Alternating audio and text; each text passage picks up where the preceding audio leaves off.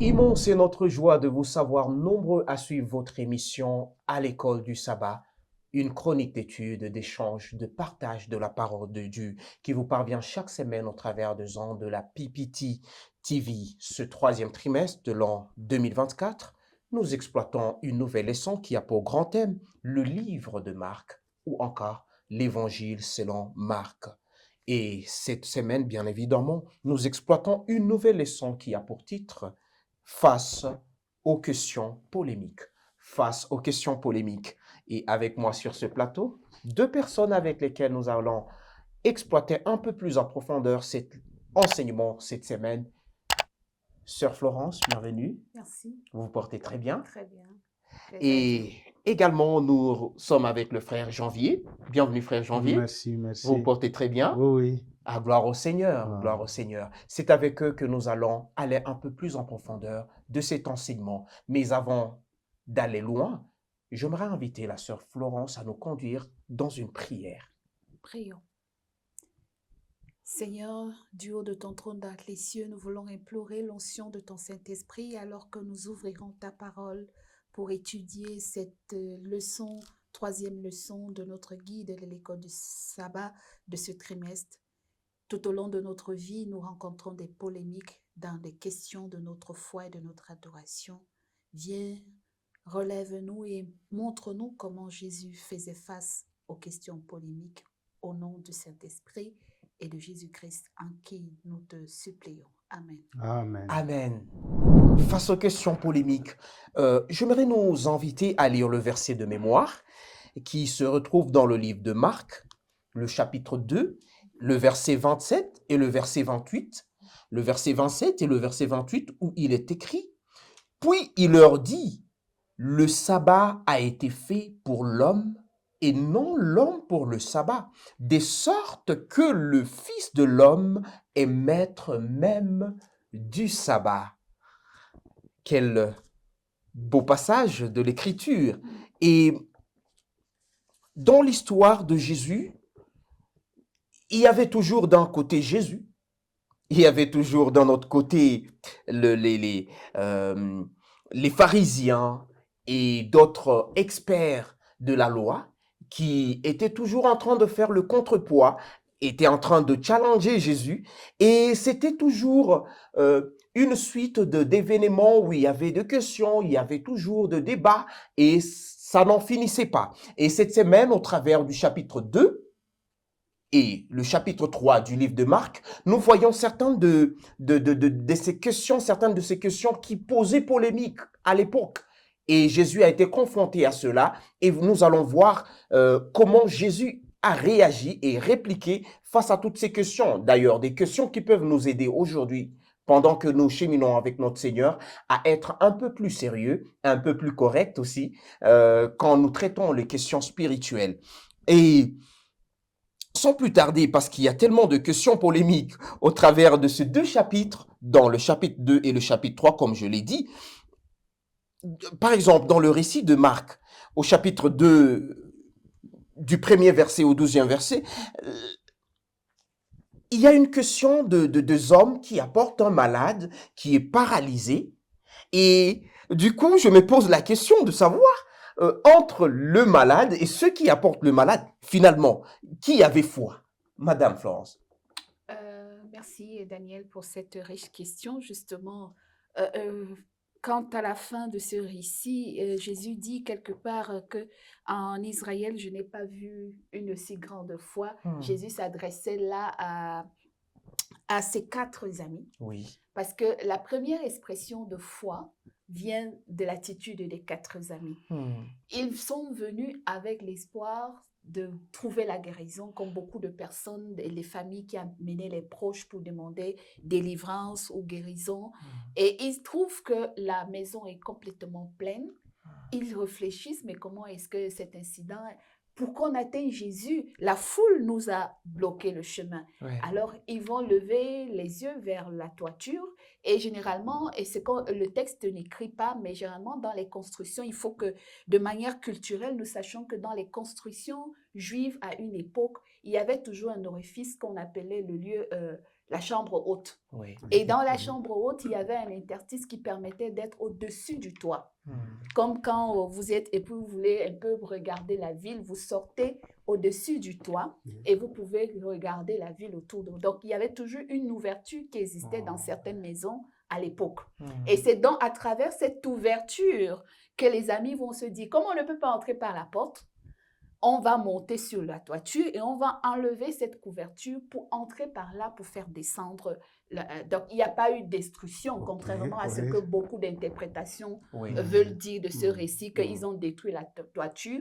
Non, il n'y a pas eu de destruction de toiture. Ils ont juste levé le couvercle de cet espace-là, comme dans beaucoup de gratte-ciel. Il y a toujours un espace où on ouvre pour aller juste au niveau du toit. Dès le dernier toit de l'immeuble, ils sont entrés par là et Jésus a vu en cet acte un acte de foi. Donc, un peu comme pour répondre, il s'est dit que la foi est visible, mais elle est visible comment? Par les actes. Ah, gloire au Seigneur. Cette œuvre, donc, ce geste que ses amis de cet homme ont fait, c'était quand même énorme parce que je m'imagine... Mais le paralytique aussi va faire l'expression de sa foi plus tard, lorsque, dans le dialogue avec Jésus, avec le pardon des péchés, qui crée une polémique, nous allons y revenir. Jésus va dire subitement au paralytique qui est couché dans son lit, « Lève-toi et marche ». Le paralytique ne va pas se poser la question que mais je suis paralysé, je me lève comment, je fais comment. Sur le fait, il va faire un acte de foi visible. Il se lève à la parole de Jésus, il porte son lit et il marche. C'est ça l'acte de foi. Donc c'est visible les actes de foi. L'acte d'ailleurs qui manque à beaucoup de chrétiens. Quand on prie, on demande à Dieu, sachant qu'il peut faire, mais on n'arrive pas à faire, on doute encore, on n'arrive pas à faire le premier pas. Question qui, c'était tellement important. Mais il se soulève dans cette histoire une autre question sur ce que Jésus a fait. Parce qu'on se demande que peut bien signifier le fait que Jésus accorde plus d'importance, et on l'a vu d'ailleurs dans la vie de Jésus, à chaque fois qu'il veut guérir ou opérer un miracle, il commence par dire « tes péchés te sont pardonnés ». Que peut bien signifier le fait que Jésus accorde plus de l'importance au pardon du péché avant la restauration physique de malades ou d'autres personnes qu'il a rencontrées? Bien, merci. Nous devons d'abord savoir que la mission de Jésus, si Jésus commence par que tes péchés soient pardonnés, parce que ça fait déjà partie de sa mission. Il est venu pour juste sauver les pécheurs. Et c'est pour cela qu'il doit d'abord commencer par là. Que tes péchés d'abord soient pardonnés. Donc c'est comme si il n'y avait pas, ce n'était pas tellement important qu'une personne soit guérie physiquement sans qu'il n'ait accès au salut. Oui. Il a fallu d'abord que vous soyez guéris d'abord spirituellement. Parce que même Jésus veut seulement amener les gens à comprendre que là où nous sommes en train d'aller, c'est de là qu'il n'y a plus de quoi? Il n'y a plus de péché. Et c'est pour cela qu'il commence par là, que tes péchés soient pardonnés. Parce que pour montrer aux gens qu'il a le pouvoir de pardonner quoi? Les péchés. Ah, gloire au Seigneur. Oui, madame. Oui, Daniel, si je voudrais ajouter quelque chose à ce que vient de dire le frère Janvier, c'est que nous sommes dans un environnement où c'est le péché qui crée la détérioration de notre monde. Donc, pour qu'il y ait guérison physique, il faut qu'il y ait d'abord guérison spirituelle. Et parce que c'est le péché qui a entraîné la maladie, la mort et tout ce que nous connaissons au-dessus de nous, Jésus, en faisant ses actes de guérison et de délivrance, veut d'abord faire comprendre que la véritable guérison ou délivrance vient d'abord de la délivrance du péché. Se reconnaître que nous sommes pécheurs, nous ne méritons pas la grâce de Dieu ni le pardon, mais parce qu'il est amour et miséricordieux, il nous exauce, il répond à nos requêtes de supplication en y intégrant la notion du pardon de péché. Parce que nous ne méritons pas les actes de guérison, de délivrance et tout ce que nous... Mais il nous rappelle que quand il le fait, c'est parce qu'il a en mémoire notre guérison spirituelle Spirituel, d'abord. ouais. Et il ne faudrait pas qu'on fasse cette confusion en se disant que quand Jésus dit tes péchés te sont pardonnés, il ne demande pas aux malades de confesser ses péchés. Non. Oui, Jésus ne le demande pas. oui. Que confesse tes péchés, comme on a l'habitude de dire, oh viens d'abord, on va prier, il faut confesser tes péchés, il faut dire tout ce que tu as fait et après, on verra comment prier pour ta... Non, Jésus, et je mets quiconque en défi pour nous prouver que devant chaque acte de délivrance ou de guérison, il y a eu une confession des péchés de la part de celui qui recevait ou qui attendait. Ouais. Vous reverrez avec Élie et Naaman, il n'a demandé à Naaman de faire aucune confession de péché nulle part. Oui. Même quand Élisée est venu guérir le fils de la femme, Oui. qui était sunamite, qui était mort, il n'a pas demandé à la femme de confesser un péché que ce soit. Et toutes les guérisons de Jésus, vous ne le verrez jamais dire à quelqu'un, confesse d'abord tes péchés. Non. Mais c'est lui le maître de l'univers, des âmes, et qui sait d'où vient la restauration. Ok. Parce que pour lui, c'est que dès qu'il va accomplir ce miracle, il faudrait que cette personne sache qu'elle doit se réconcilier avec Dieu. Avec Dieu. Alors, c'est pour cela que lui, il anticipe. Tes péchés te sont pardonnés. Et après, il fait l'acte de guérison. Oh, gloire au Seigneur. Et d'ailleurs, cela peut expliquer le fait que l'apôtre Paul, malgré sa maladie, il arrive à dire ta grâce me suffit. Ta grâce me suffit. Donc, pour Dieu, le plus important est que nous ayons le salut. On peut même souffrir dans notre chair, mais si nous avons le salut, Une pour Dieu, c'est relation, voilà, très important pour lui. Et il y a une autre question qui s'est soulevée, toujours dans ces chapitres, parce que il y a six particules, mais cette semaine, nous exploitons que 5. Il y a 6 particules dans ces 2 chapitres qui contiennent de grands enseignements que nous pouvons exploiter, mais cette semaine, nous exploitons 5 seulement. Et il y a aussi cette question de la conversion et l'appel de Lévi. Et je me demande, que cache l'appel de Lévi? Et que cela nous enseigne-t-il sur la visée de la mission de Jésus? Parce qu'on voit que Lévi est appelé, mais c'est comme s'il y a ses amis, les amis de Lévi qui sont inquiets, ils se disent, mais un juif, il vient appeler Lévi, il l'emmène d'ailleurs où? Après, on voit que Jésus part avec Lévi chez Lévi, il se demande, mais ces juifs ici, généralement, ils ne nous traitent pas bien, et qu'est-ce qu'il va faire chez notre camarade? Et finalement, on voit, c'est comme si il prend un repas avec eux, c'est comme s'il s'est réconcilié avec eux. Que cache cet appel de Lévi? Oui, merci. En fait, la mission, je suis en train toujours de revenir sur la mission de Jésus. Parce que même cet appel ici va directement vers la mission de Jésus. Quand il disait, je suis venu pour les pécheurs. C'est-à-dire, et si Jésus disait que ce sont les malades qui ont besoin de qui? Qui ont besoin d'un médecin. Voilà. Mais ce n'est pas les médecins. Peut-être c'est de là que nous devrions normalement comprendre que Christ est venu pour le pécheur. Toute personne qui se retrouve pécheur et qui reconnaisse qu'il est pécheur, et directement il va vers Jésus, parce que c'est ça normalement la vision de Jésus. Parce que c'était dans la culture juive quand même de ne pas sympathiser. Et d'ailleurs, c'est Dieu qui a demandé aux Juifs de ne pas sympathiser avec les gens qui ne sont pas juifs. Donc jusque-là, ils n'avaient pas tort. Daniel, il faut peut-être qu'on précise le contexte. Hein. Oui. Lévi, c'est l'autre prénom ou l'autre nom qui est assimilé à la personne de l'apôtre Matthieu. Oui. Lévi, c'est Matthieu, l'apôtre Matthieu.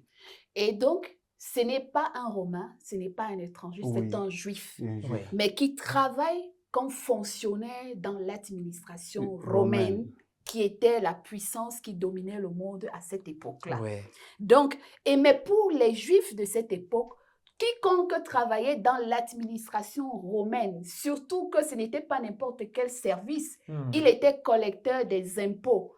Et les Juifs avaient horreur la collecte des impôts. Parce que derrière ces collectes des impôts, leurs frères parfois réussissaient à leur arnaquer un superflu dans la demande. Mhm. Si tu veux que je triche, comme beaucoup aujourd'hui, des agents des impôts qui passent autour de nous, les inspecteurs des impôts, il arrive que nous trichions dans la déclaration de nos Oui, impôts oui. en demandant à quelqu'un de déclarer moins que ce que nous devions Mhm. déclarer. Oui. Oui. Et dans cette négociation-là, il y a une part que l'inspecteur ou le collecteur s'approprie. Oui, Et oui. c'est ça qui fait que la plupart des inspecteurs des impôts, des collecteurs d'impôts, aujourd'hui, ont beaucoup d'argent autour d'eux. Oui. Et ça, on voit que c'est des corrupteurs, c'est des fraudeurs, c'est des voleurs. Et c'est pour cela que le reste de la communauté juive avait un regard malveillant envers Ouais, leurs frères. oui. Et donc, il ne fallait pas fréquenter ce type de frère parce qu'il était un agent corrupteur et qu'il volait à ses frères à travers la Donc, pour les Juifs, le cas de Lévi était déjà fini, il était condamné, Voilà. il devait Ouais, périr, oui, il devait Voilà. disparaître. Et donc, pour eux, il ne faut pas fréquenter ces gens qui viennent nous escroquer derrière les Romains qui nous dominent. Et c'est pour cela que, pour eux, il ne fallait pas fréquenter ce type de personnes. Alors, quand Jésus dit, il l'appelle et il lui dit, je vais dîner chez toi, et justement, les autres qui disent que, mais les Juifs ont l'habitude, nos frères nous fuient.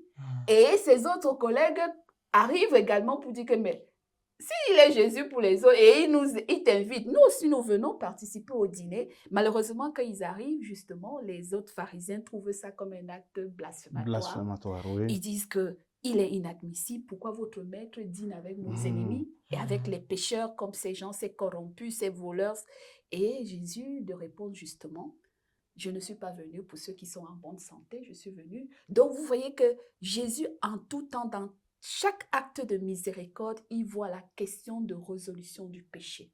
Amen. Il voit toujours le retour de l'âme vers son Sauveur. Amen. Et pour que Dieu accède nos prières et nos requêtes et qu'il entre dans nos maisons, il faut que nous acceptions d'abord que nous sommes des pécheurs. Des pécheurs. Et c'est ce témoignage que Matthieu va faire Oui. pendant la suite du Voilà, dîner. voilà. Il va dire, je fais ceci, mais quand j'ai offensé quelqu'un, je lui rends Je le lui rends double. le double. Parce qu'il a reconnu en lui quelqu'un qui sait que le péché est dangereux. Oh, gloire au Seigneur.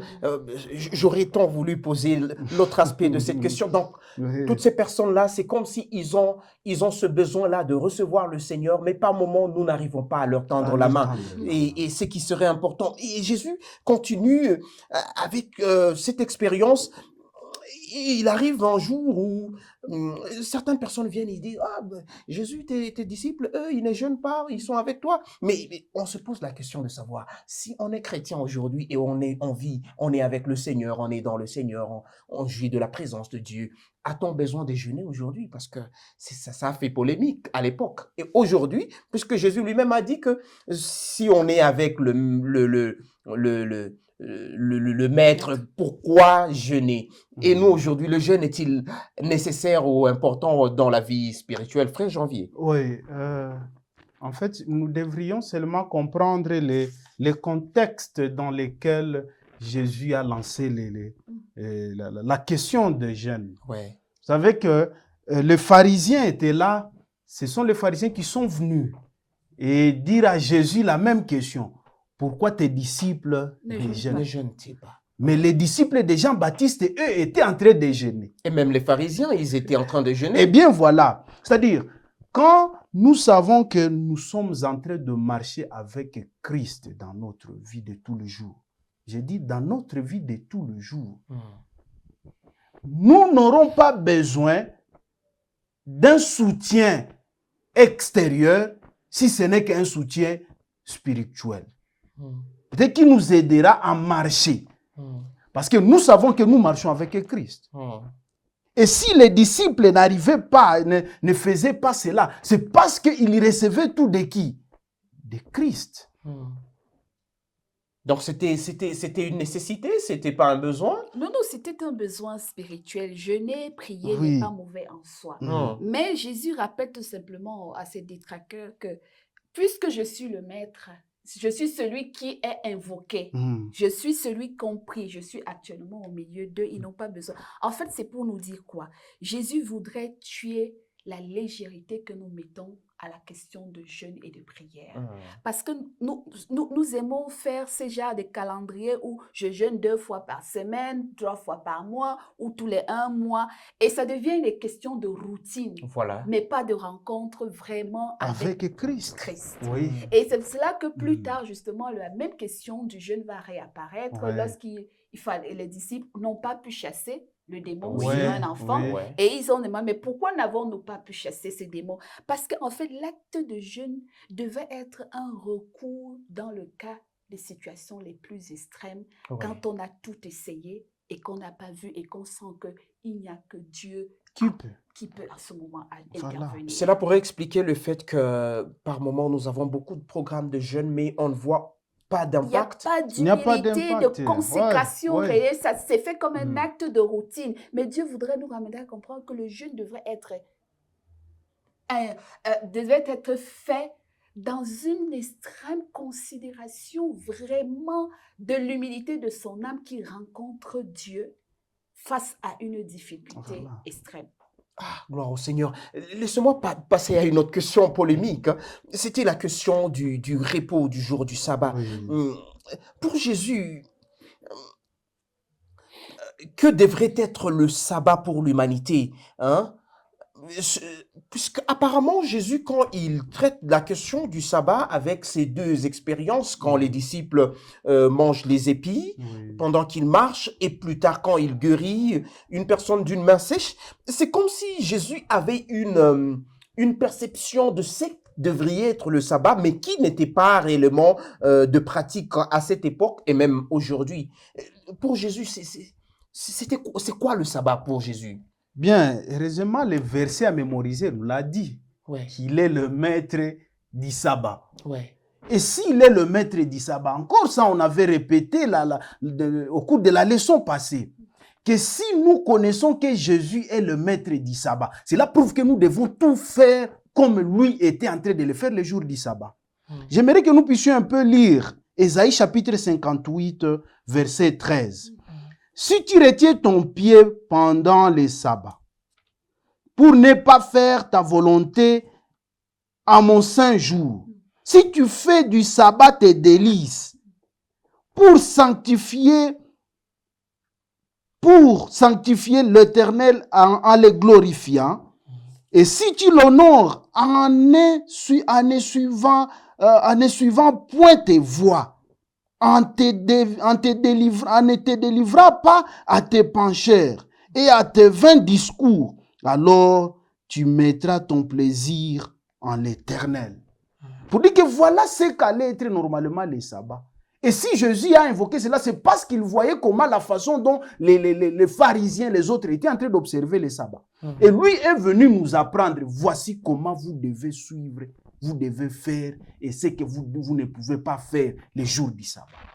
Mais finalement, fait, Daniel, le sabbat est devenu comme un corvée.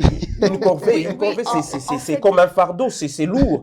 C'est devenu compliqué. Jésus également, ça nous permet également de jeter notre pavé comme ça sur la notion du sabbat et aujourd'hui. Hein.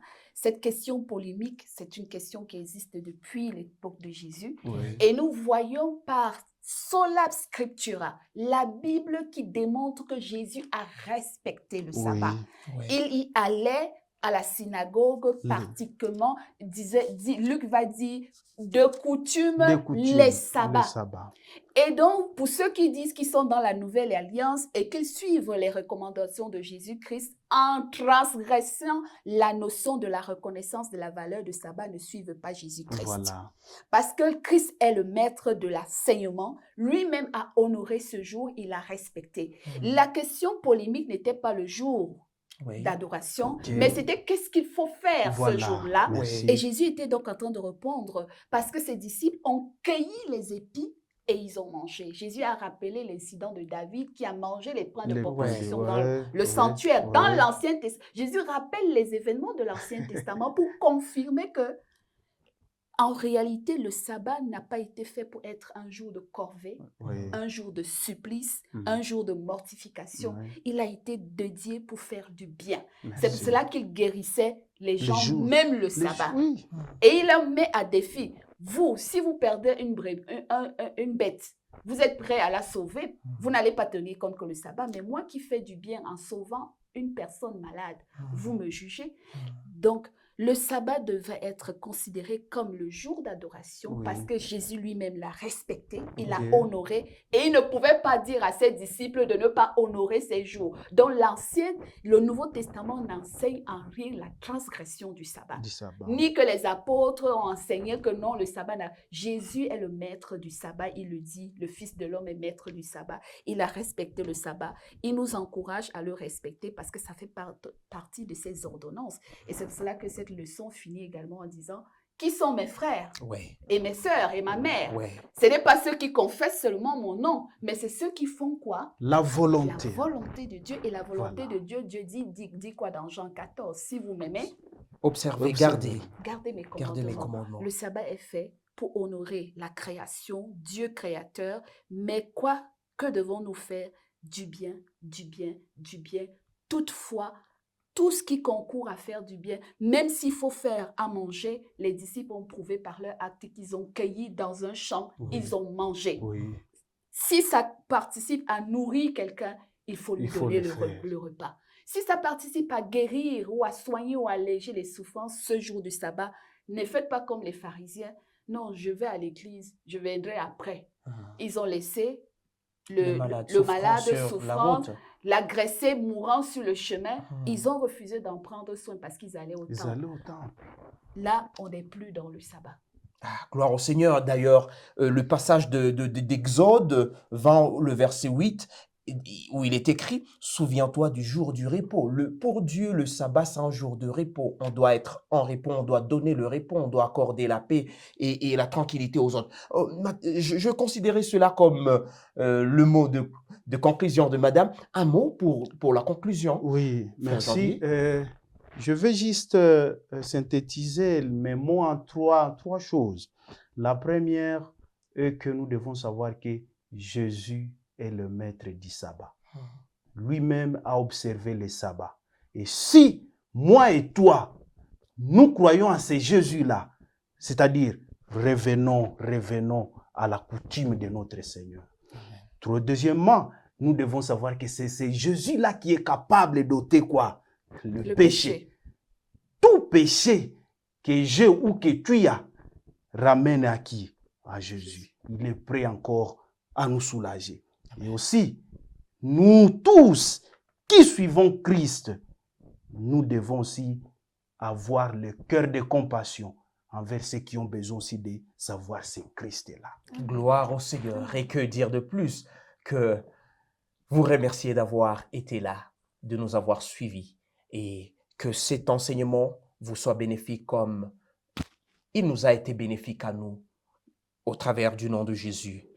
Avant que nous ne puissions nous séparer, j'aimerais nous inviter à implorer la grâce de Dieu et demander à Dieu, Seigneur, nous avons beaucoup de polémiques, beaucoup de questions qui nous tracassent, mais nous avons appris au travers de cette leçon que toi, tu peux soulager, tu peux apporter des réponses à des questions un peu plus complexes. Et on va implorer la grâce de Dieu. Et là où vous êtes, vous allez vous humilier et le frère Janvier va nous conduire dans une prière. Du haut des cieux, notre Père, donnez-nous le cœur de chair pour que ta parole pénètre les fins fonds de nos cœurs. Amen. Ô Dieu, donnez-nous la force du Saint-Esprit pour que nous soyons toujours conduits dans ta lumière. Parce que ta parole, c'est une lampe à nos pieds, ô Dieu. Permets que maintenant que ça soit une lampe aux pieds de toute personne qui écoute nos voix au nom de Jésus. Amen. Amen. Merci beaucoup. N'oubliez pas surtout de liker cette émission si vous ne l'avez pas encore fait, de partager et surtout d'appuyer sur la clochette de notification afin que vous soyez avertis à chaque fois qu'il y a une nouvelle leçon et que cela contribue au salut de plusieurs. Merci et à la prochaine. Que le Seigneur vous bénisse.